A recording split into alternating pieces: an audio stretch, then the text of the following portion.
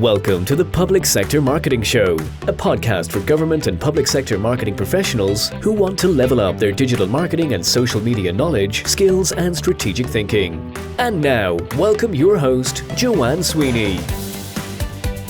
Hello and welcome to episode 68 of the Public Sector Marketing Show and the first show in season 4. You're all very welcome back, and I'm delighted to be back with you. Coming up in today's show, I'm talking about the art of communicating bad news in government and public sector. Climate action, the cost of living crisis, food security, war, the great resignation, a looming recession, pandemics, divisive national politics. Whatever your bad news, you have no choice but to communicate it and hopefully communicate it well. But how well you do it will be the difference between a sustained public backlash or general public buy-in. With the citizen expecting timely truths and demanding transparency in decision-making, the question I'm posing in this episode is, are you a competent digital storyteller and a responsible guardian of the public interest? Bad news sucks.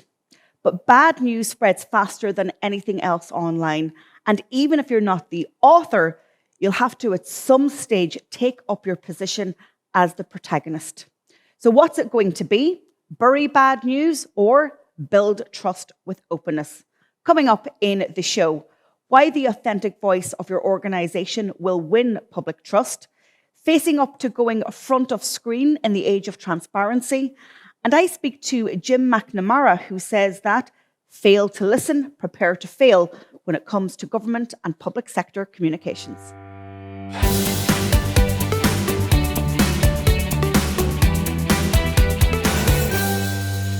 Let's talk about how to communicate bad news well to win public trust.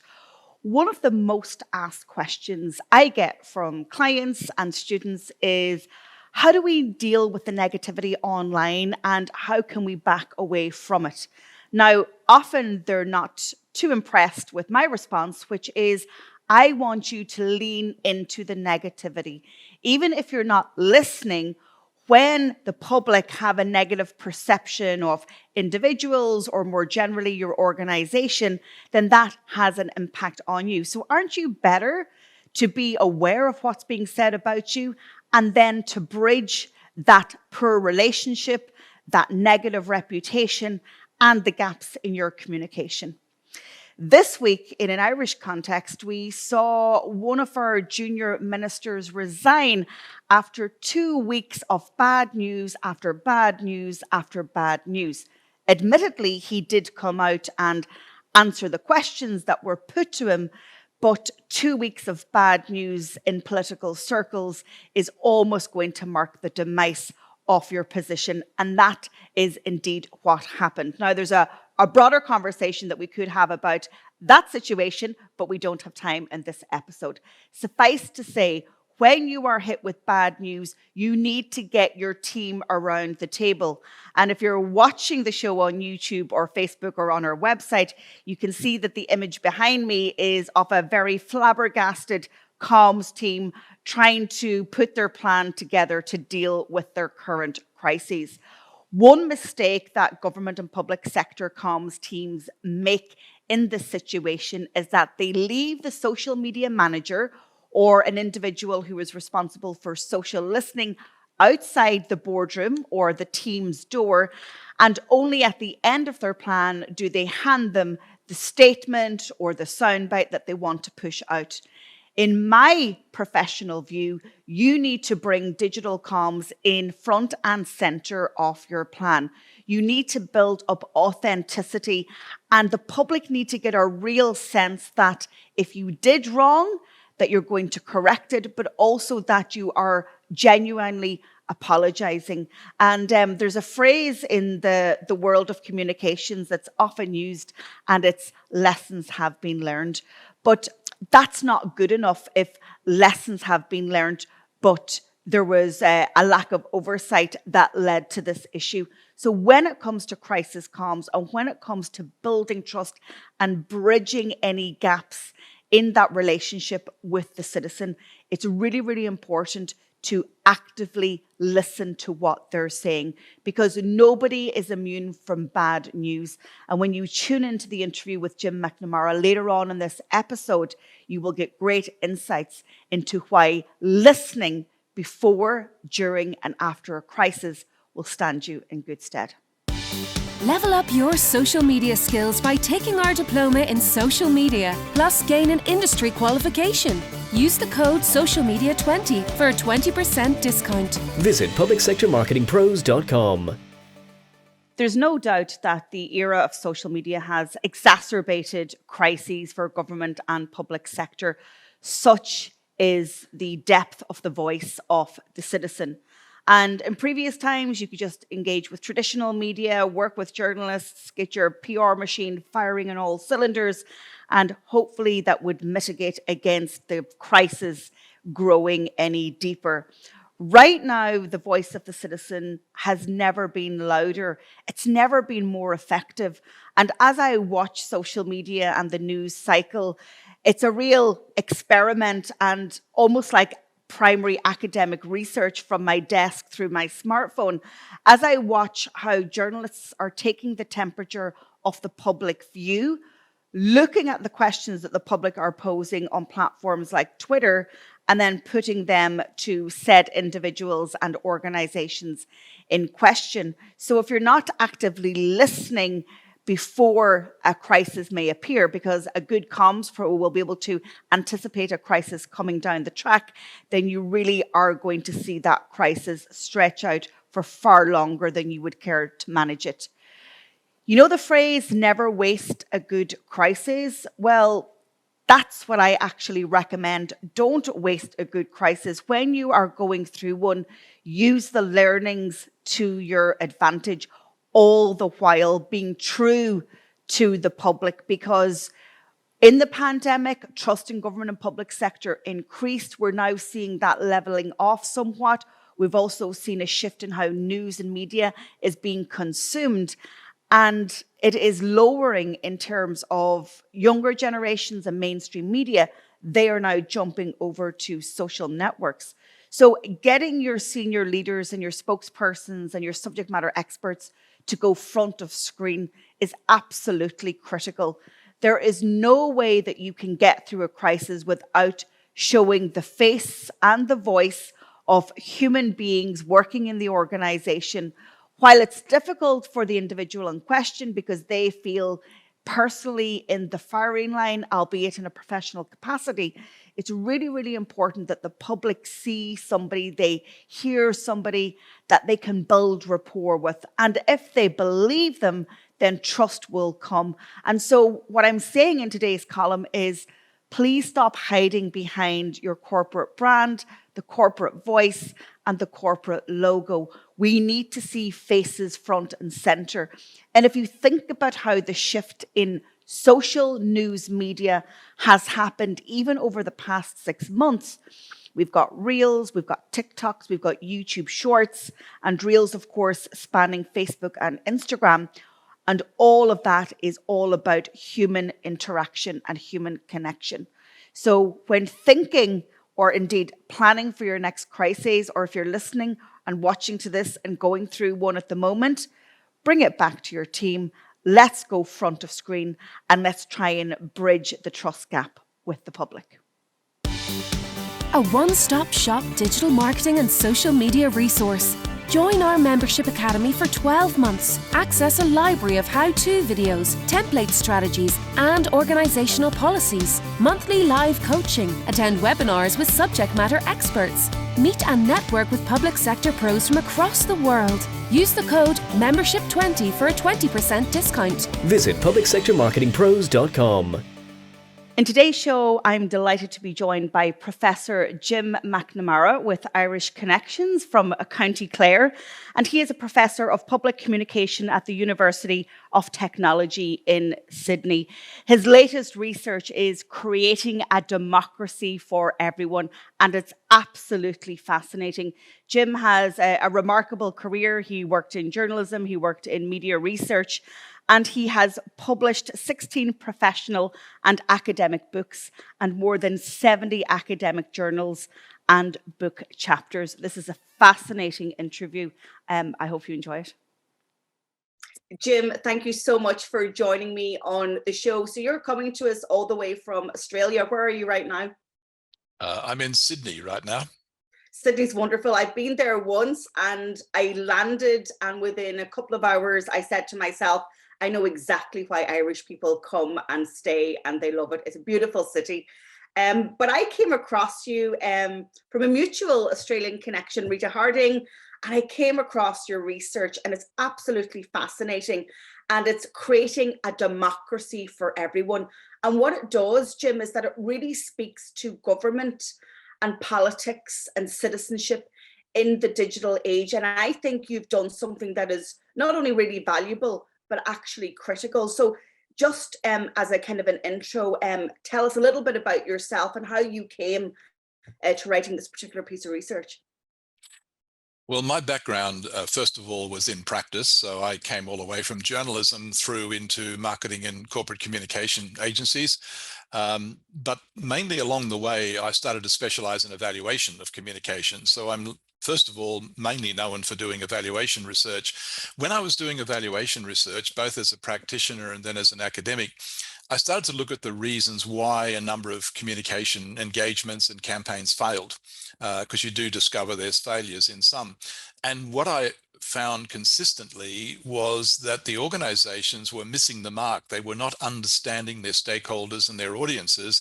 In other words, they weren't listening to people. They were launching a campaign without very much evidence. And that got me interested in listening. And of course, then I have studied politics, and you mentioned democracy. Well, democracy is built around vox populi, the voice of the people. But as Nick Caldry at London School of Economics writes very eloquently, voice has no value if it's not being listened to. And to me, the problem in modern democracies is not the lack of voice. People are speaking up, whether it's Black Lives Matter or whether it's the Me Too movement, whether it's ordinary citizens, but how well are governments as well as other organizations listening? And so that began the Organizational Listening Project right back in 2014. And I've now studied government, corporations, NGOs, and UN organizations, looking at how they listen and how well they listen to their stakeholders. And, you know, I would argue it's never been easier to listen to your people because they have the smartphone and internet connection and the availability of social media. And while social media gets a bad rap, it finally gives the citizen a voice. And I would argue that the pendulum of power that we would have seen in kind of 60s, 70s, 80s has now swung from government, you know, church and big corporates into the hands of the people. And so the internet, by its very nature, is democratizing society. So is it a case that governments are finding it difficult to listen, or is it that they're choosing not to listen? Well, it's a bit of both, choosing not to listen, but often it's just a lack of listening skills at scale. So we can say that in one sense, listening has never been easier because everything is digital. But in fact, in reality, voice has never been easier. It's never been easier to spread your voice. It actually is harder in many instances because now you've got a cacophony of voices who can speak up. Anyone can have a say about politics, about policies, about a customer service or whatever it is. And the three things that I talk about that distinguishes organizational listening as distinct from interpersonal. So of course we should listen interpersonally, that's important. But an organization, first of all, usually has to listen at scale. We're often talking thousands, hundreds of thousands, even millions of people who may have a view. So right away, the issue of scale is very important. The second thing is delegation. Because of scale, organizations have to delegate their listening. They delegate it to social media teams, they delegate it to research companies, they delegate it to stakeholder engagement teams and so forth. And the third element is that the voice of people is not very often interpersonal. How many people get to speak to a minister or a government official? It's usually mediated. It's mediated through posts online, through letters, complaints, calls to call centers, submissions to consultations. And so the skills for organizational listening are very, very different to the skills of normal outbound communication.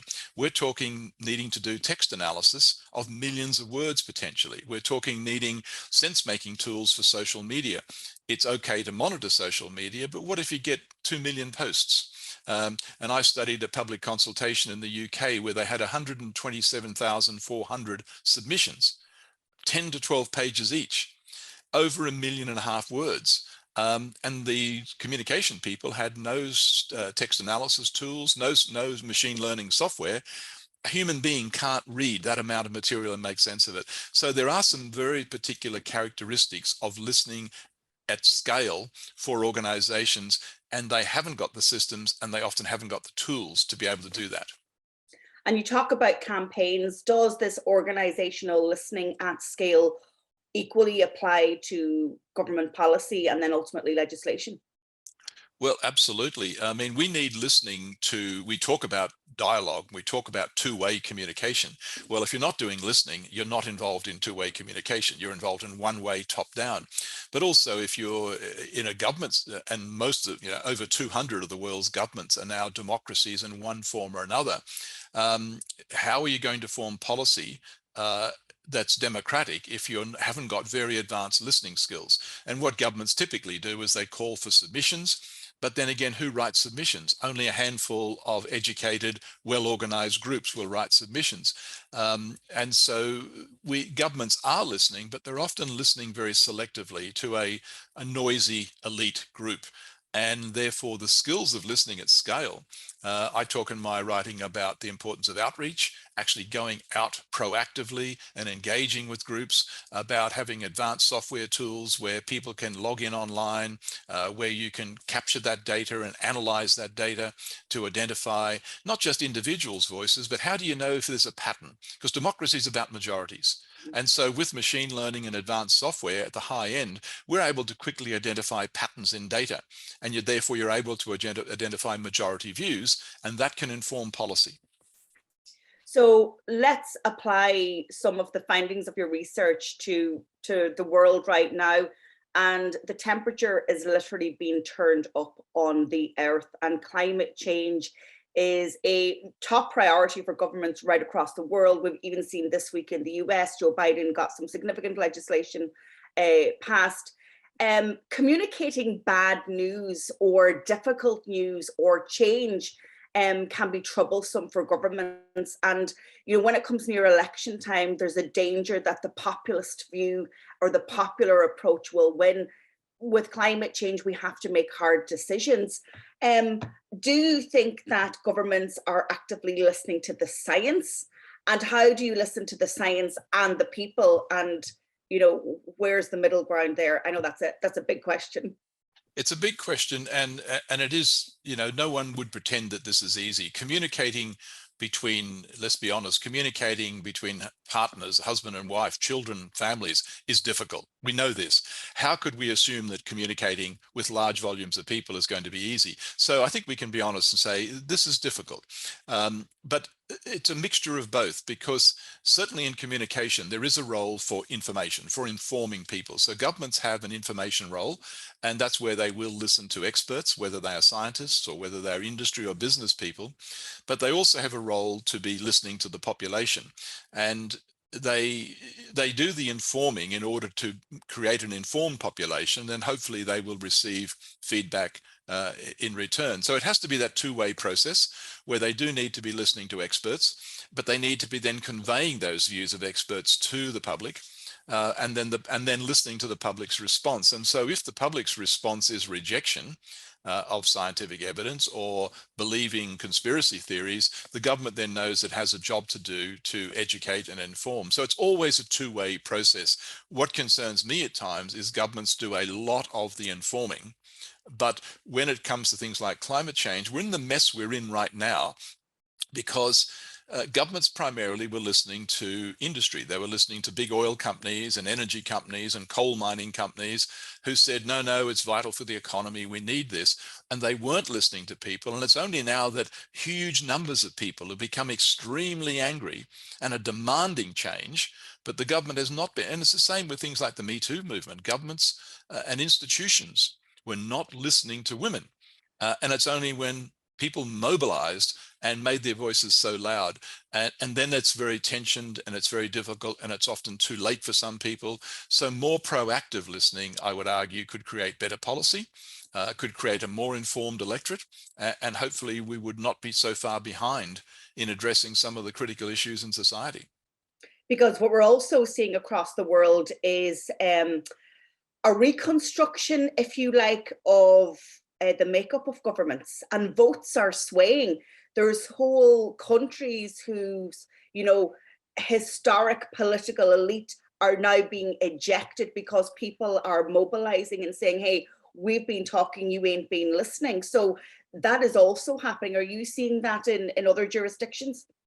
I'm seeing it growingly. In fact, when I was doing part of my research with government, it was 2016, and I happened to be in the UK, in London, in Whitehall, when the Brexit vote happened. And as we all know, Theresa May very soon assumed the prime ministership. 13 ministers lost their job following that. But Theresa May made a speech very soon after, and I used it on the cover of one of my reports, where she said, I'm going to create a democracy for everyone, because clearly governments have not been listening. So she actually acknowledged it.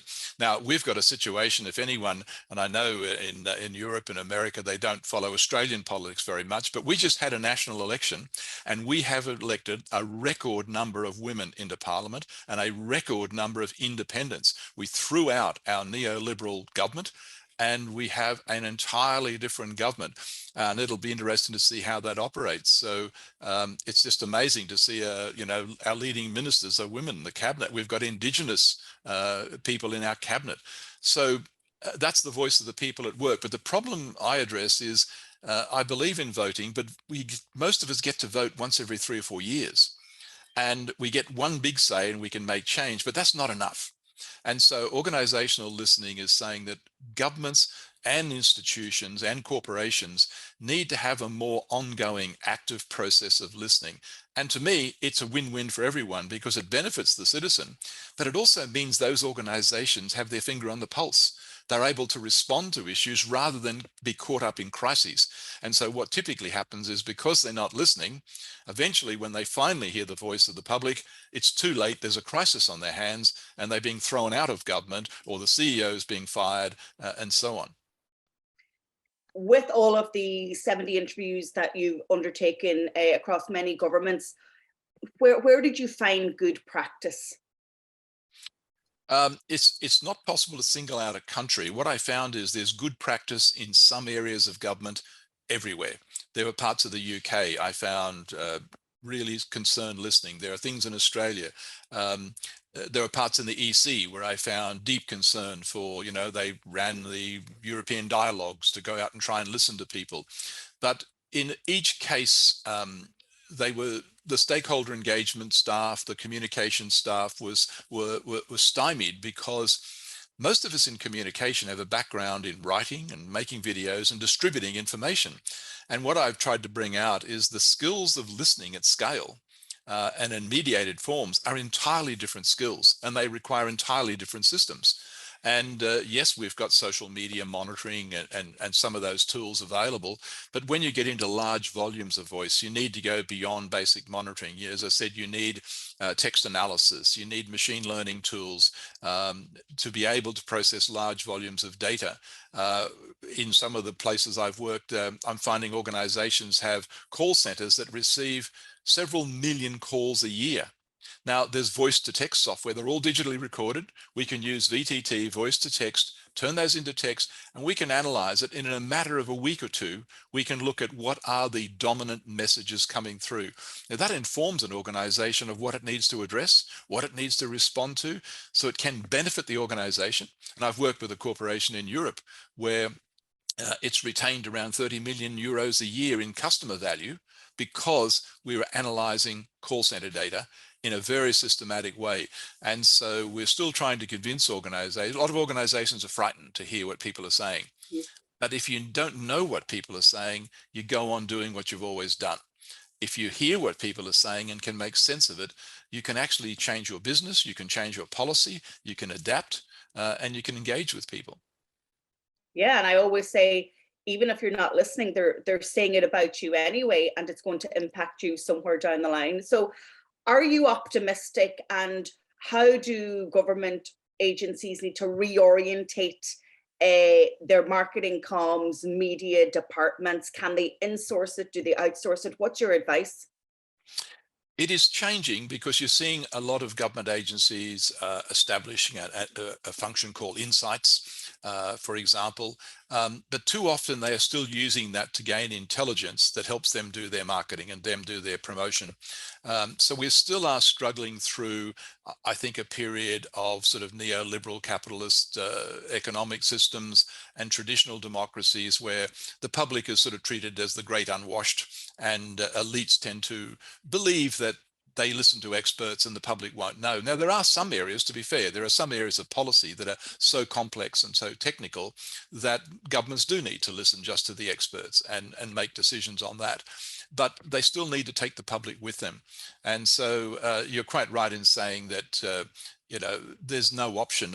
I've published in my book that not listening actually says a lot.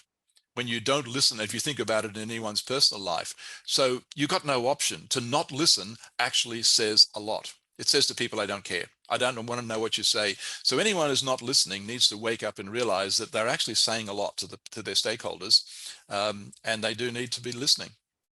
Now, you've made a fantastic case for active, proactive listening within government agencies. But I have to ask you, I know from my own work, the major fear, and I've even read media articles accusing governments of Big Brother by engaging in social media listening, and then governments kind of retreat on their decision. But what about that rebuttal about, is an insights department in government, allowing politicians to win future elections, to manipulate information? And are they getting data and information from us that potentially is breaching data protection laws? It's a very good question about, there's different types of listening, because we also know that espionage, for example, is listening. And the things that Cambridge Analytica did with Facebook is a form of listening. So I'm very careful in all of my writing to say that when we discuss organizational listening, we're talking about open, ethical organizational listening. And there is a distinction. And when I talk about it, I mention technologies, but I also talk about my architecture of listening. And what I mean by an architecture of listening is that it begins with the organization's culture. You have to want to listen to people, and you have to want to listen to for the right reasons. If you're only listening in order to gain intelligence so you can manipulate their votes or manipulate their buying decisions, that's a very one-way exploitive form of listening. So it starts with culture and then policies. There's got to be policies, equitable policies of why we want to listen and who we want to listen to. In an inclusive way. And then you need the resources, you need the skills, and that's where the technologies then come in. If the technologies come in alone, they can be used for bad reasons.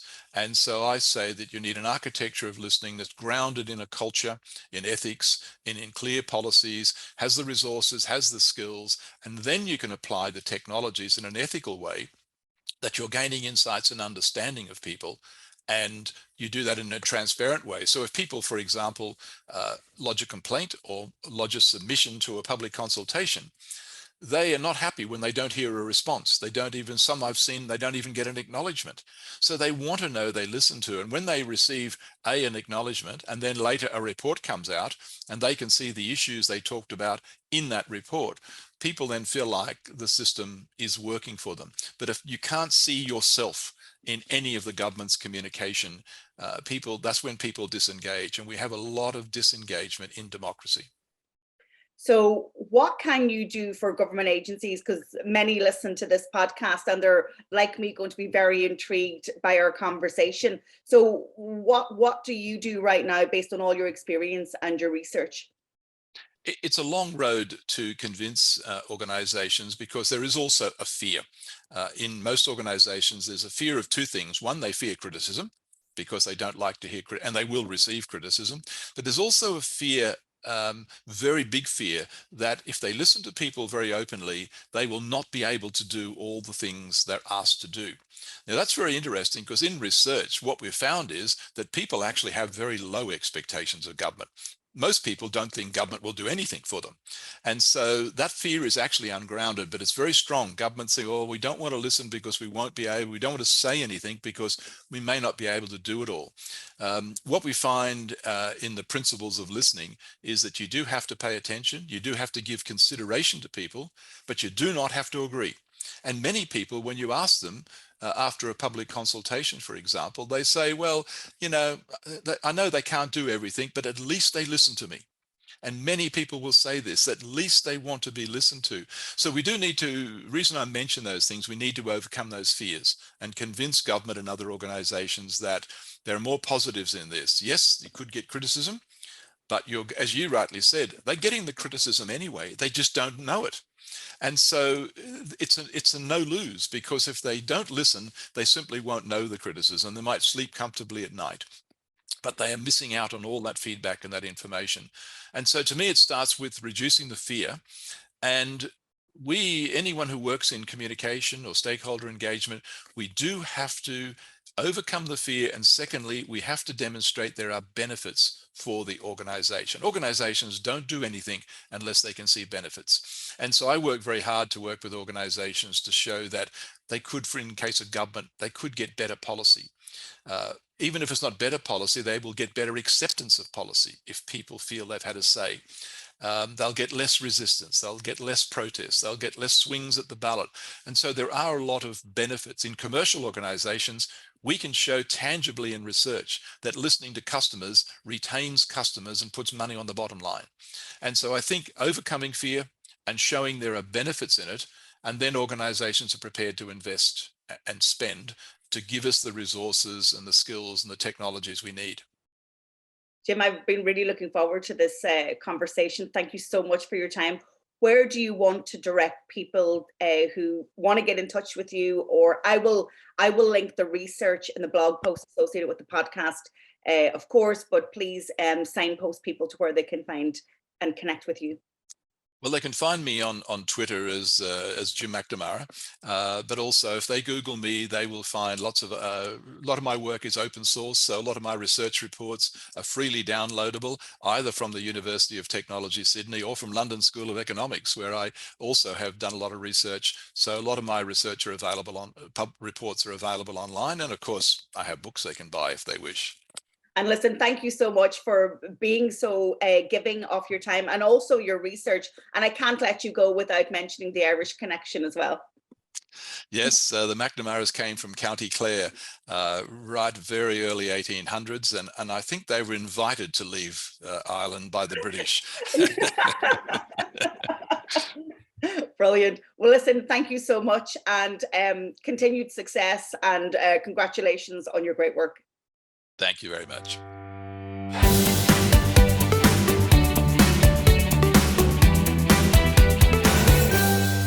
So while we were having a break from the Public Sector Marketing Show over the summer, we were busy. So I want to let you in on what's new for 2022 at Public Sector Marketing Institute.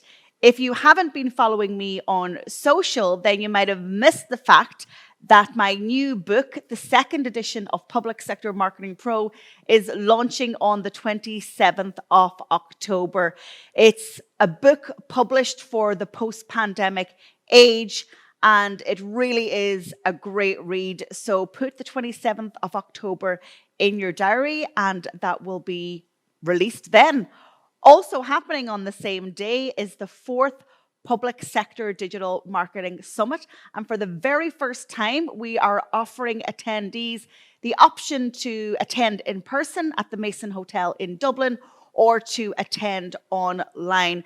Tickets are flying out of the computer screens, and Sophie is managing that process. So if you want to get your hands on an in-person ticket, you better act quick, because already 20% of those are gone.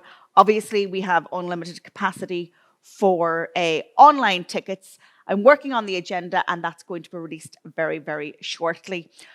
During the summer, we also leaned into short form content and we joined TikTok. So if you're on TikTok, be sure to give us a follow. We are at Social Media Pros.